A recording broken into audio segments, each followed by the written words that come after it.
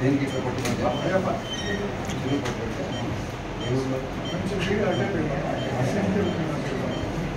వరకు వస్తారా?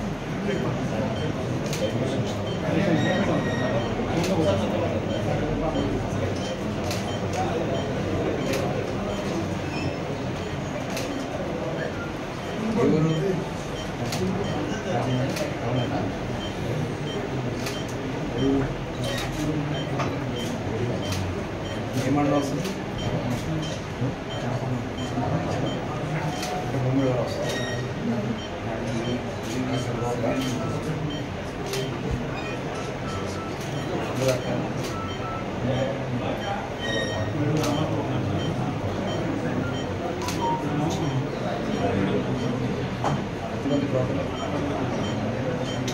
అక్కడి నుంచి బయలుదేరి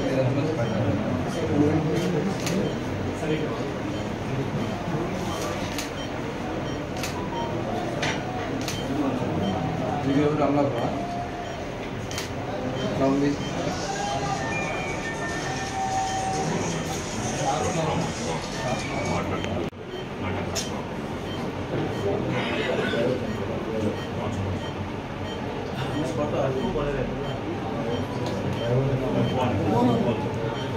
చూస్తారు కదా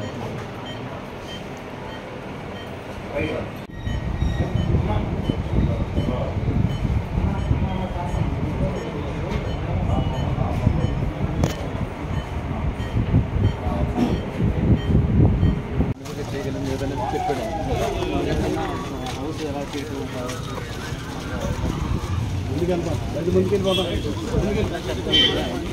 ముందు తీసుకెళ్ళిపోతాం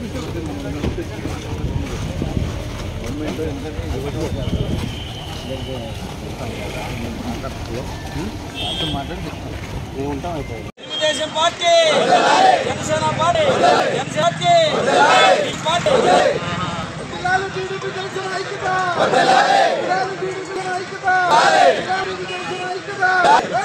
జై బాబు.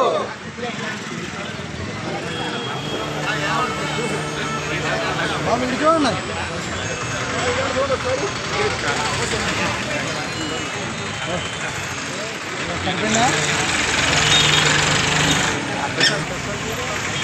ఎవరికి జాగ్రత్త అసలు ఎవరు ఇక్కడ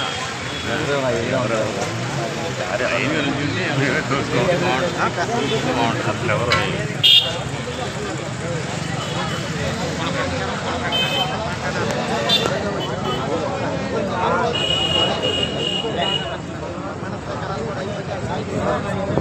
ఏ చేసిన వాళ్ళు వెనకొస్తే మిగతా వాళ్ళు వేస్తారు. వేసిన వాళ్ళు వెనకొచ్చేయాలి, అక్కడ ఉండడానికి లేదు. బాబు ఒకటి తప్పితే వేసిన వాళ్ళు వెనకొచ్చేయాలి. బాబు ఒకటే ఉంటాడు వచ్చేయాలి.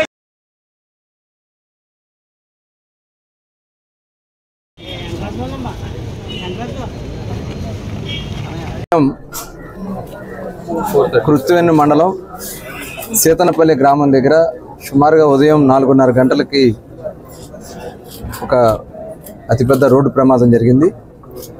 ఈ ప్రమాదంలో దాదాపు 6 మరి చనిపోవడం జరిగింది. అలాగే 5 తీవ్రంగా గాయపడటం జరిగింది. విషయం తెలిసిన వెంటనే కలెక్టర్ గారు, ఎస్పీ గారు అప్రమత్తమై మొత్తం అక్కడి నుంచి వాళ్ళందరూ కూడా మచిలీపట్నం గవర్నమెంట్ హాస్పిటల్ తీసుకురావడం జరిగింది. నిజంగా ఇది చాలా బాధాకరం, చాలా బ్యాడ్ ఇన్సిడెంట్.